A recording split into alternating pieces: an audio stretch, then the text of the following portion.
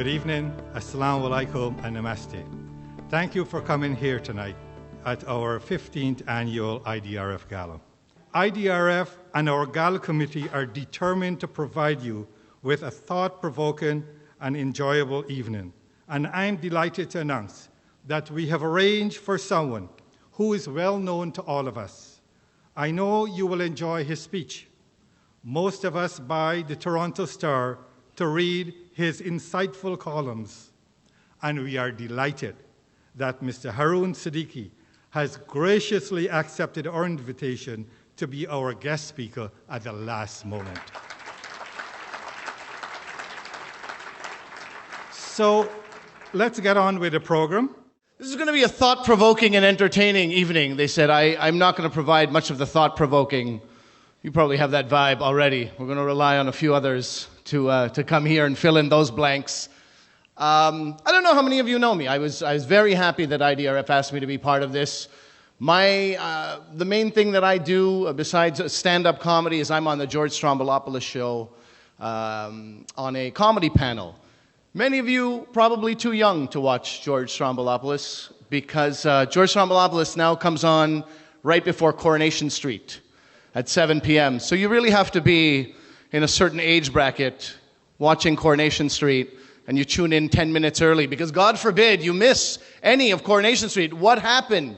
How will I fill in the blanks after 65 years of this show continuously being on television? But I know, my wife and I will go to German bakeries in Etobicoke where we live, and I'll get accosted by elderly people who point their cane at me and say, "I know you from the TV." And then I have to say, listen, we don't call it the TV anymore. And also, why are you yelling at me at a bakery? Those are my fans. That's my fan base. So I don't expect any of my fans to be here this evening. I wanted to recognize, I don't want the bulk of your night to be spent clapping, but there are definitely people, you look around. It's the 15th year of IDRF, and the event keeps growing every year after year, and it starts on time. Winston, I give you full respect when people make excuses. Indian time, West Indian time. Winston has both, but there's no nonsense about not starting on time, and everybody is here, and we really appreciate you being here. And part of the people who do the work that makes this such a success are the board of directors. We'd ask them to stand if they are here. Whoever from the board is in the room right now, can we ask you to stand and be recognized? It's the board of directors of IDRF.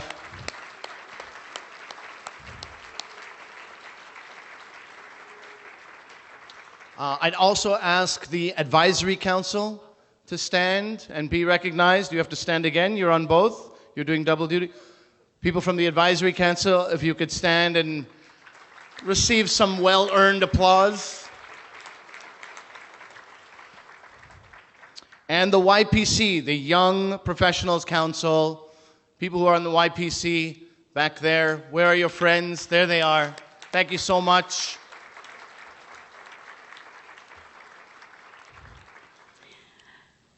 Hope is like the sun. And just like when we go towards the sun, the shadows fall behind us. In the same way, generosity does that to people. It makes their shadows fall behind them. And today, the operative word is generosity. And we are here to celebrate your generosity. Because of you, so many, many, many people in so many, many parts of the world are throwing the shadows of their misfortunes behind them. And we are also here to celebrate the generosity of spirit of our beneficiaries, because they, patient, resilient, and courageous, they face the mountains of unimaginable sorrows and misfortunes, and they cast them back when you give them hope, and they rise up through the stepping stones that you provide them, stepping stones of literacy and healthcare and clean water and livelihood and education. Thank you so much for doing that. So we welcome all of you, and thank you for being here. I have the high honor of reporting on the performance and outcomes of key IDRF initiatives in pursuit of our mission of people helping people. In fulfillment of that mission, IDRF provides emergency humanitarian aid and sustainable development assistance around the world to the poor and disadvantaged and to those who have been displaced by natural disasters and conflict. Over the past 5 years, IDRF has provided both direct and indirect emergency relief, rehabilitation, and sustainable development assistance to over 2 million people.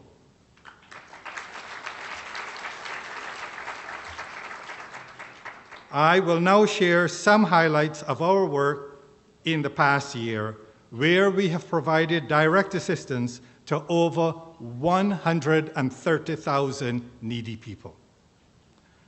2013 was the year of water at IDRF. The support of our donors has allowed us to address the urgent need for access to clean, safe water in various parts of the world, and we will continue to focus on water in 2014. The federal government, through the Department of Foreign Affairs, Trade and Development Canada, formerly known as CEDA, continue their long-standing partnership in support of IDRF development initiatives. For example, in Africa, we are operating education projects for orphans and vulnerable youth in Tanzania, Kenya, and Botswana. We are also working directly with HIV/AIDS-affected women and their families in Zambia, and are now at the halfway junction of this much-needed project.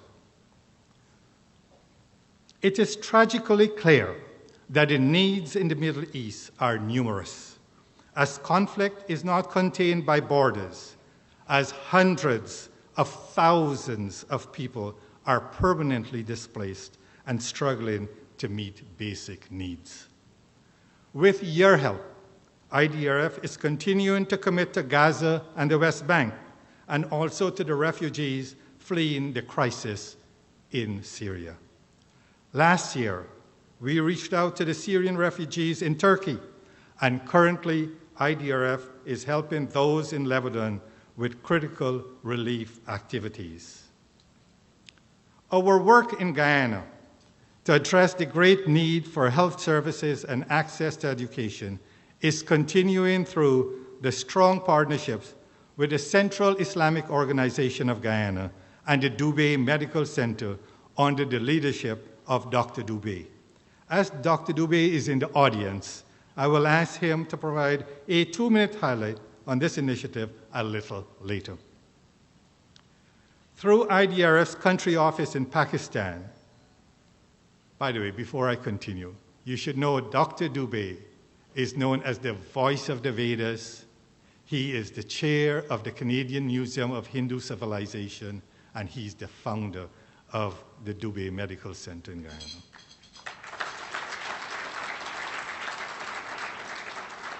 I should add, he's the first South Asian person in Ontario who was recognized with the Order of Ontario in the 90s.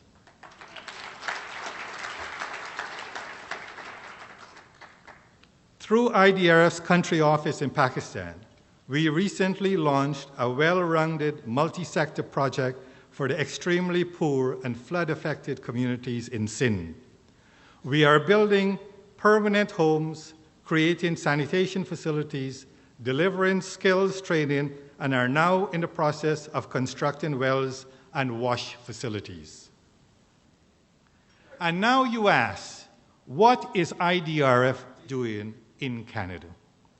Recently, our Calgary chapter provided outstanding voluntary service during the floods in Alberta, and IDRF donors came forward to support the local food banks in Calgary.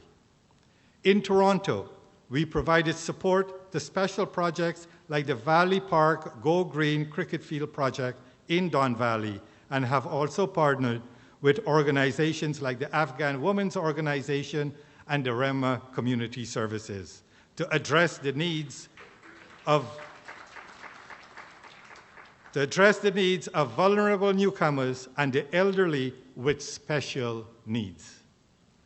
Another Canadian development for IDRF this year is our relationship with L2L, License to Learn, who, as of June of this year, is now an affiliate of IDRF.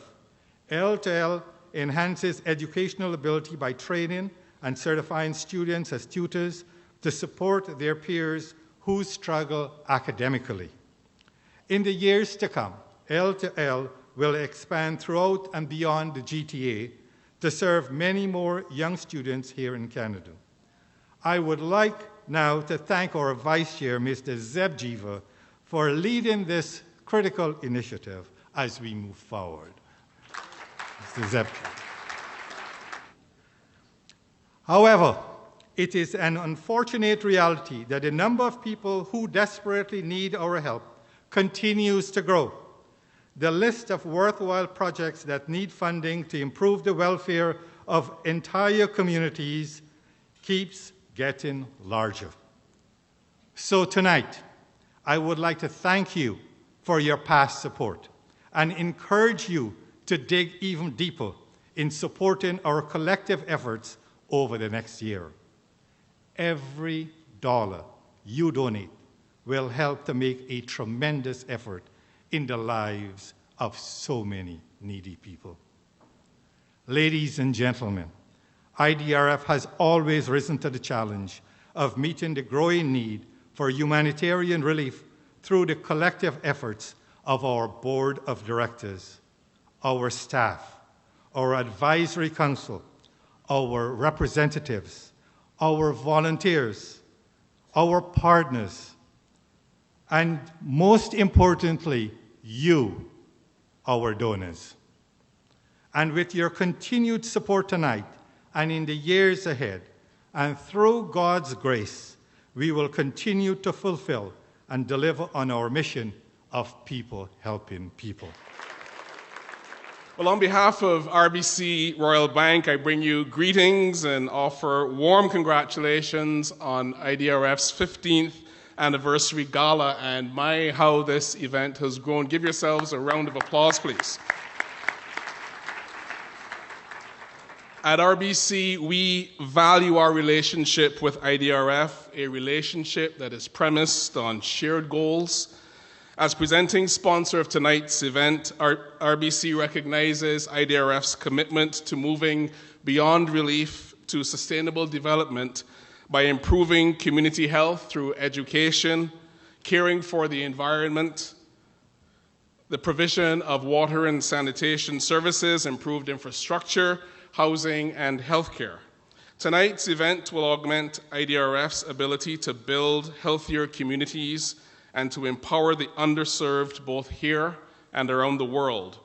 Over the past 29 years, IDRF has enabled change for millions of people, whether as a result of natural disaster or crisis, or by equipping people with tools to become more self-sufficient through its sustainable development programs.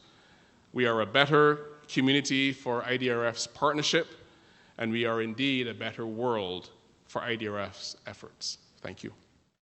I would like to thank IDRF for the great support that they have given us in Guyana for the renal clinic. Had it not been for them and so many other donors, so many people would have died.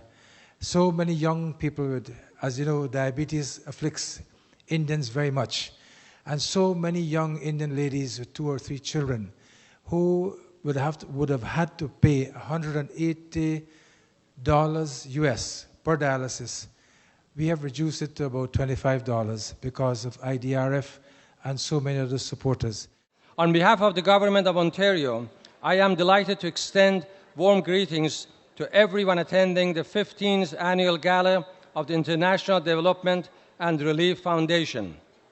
I wish to commend this foundation for its commitment to humanitarian causes in over 30 countries.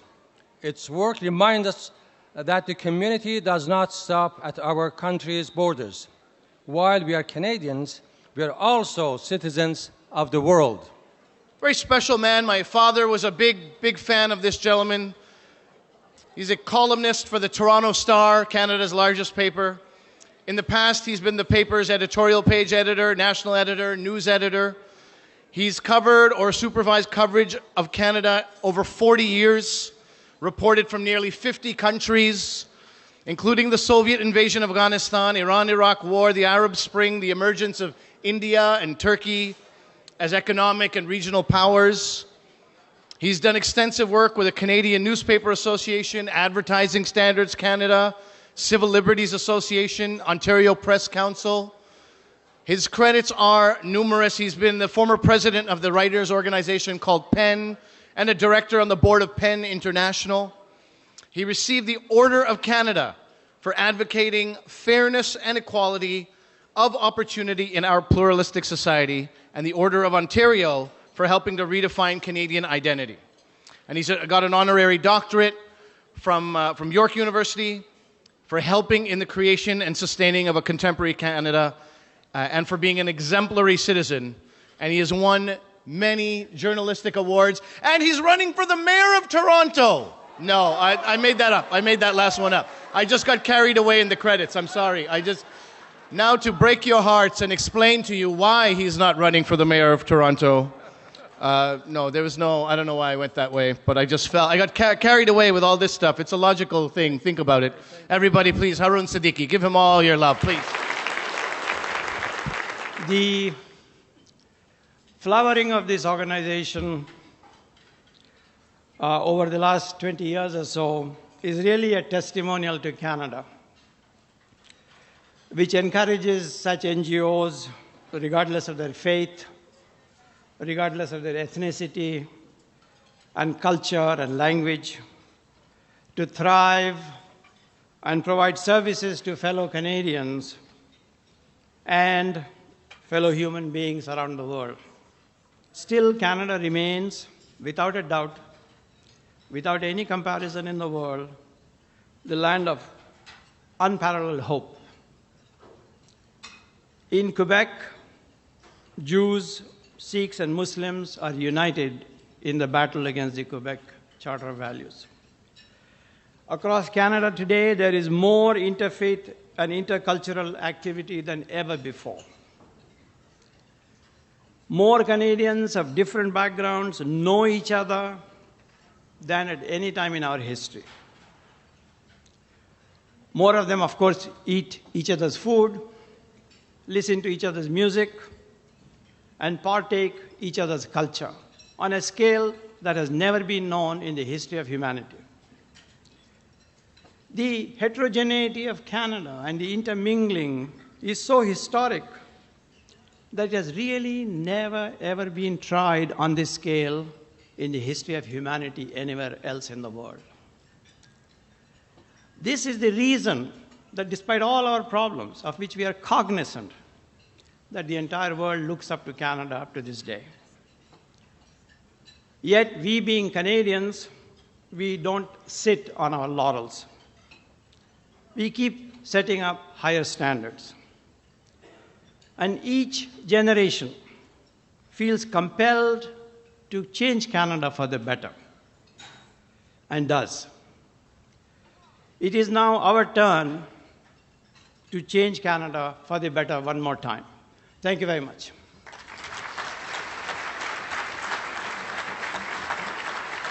Silent auction is about to close at this point. So those of you who are standing at the silent auction, this is your last minute or two to put in a bid. A lot of effort goes into planning an event such as this. I would just like to thank all of the staff and volunteers whose hard work and dedication made this evening possible. And finally, thank you to all of our donors, sponsors, and supporters. Without you, IDRF would be nothing. Every day, someone's life is changed by the programs you made possible. Thank you very much.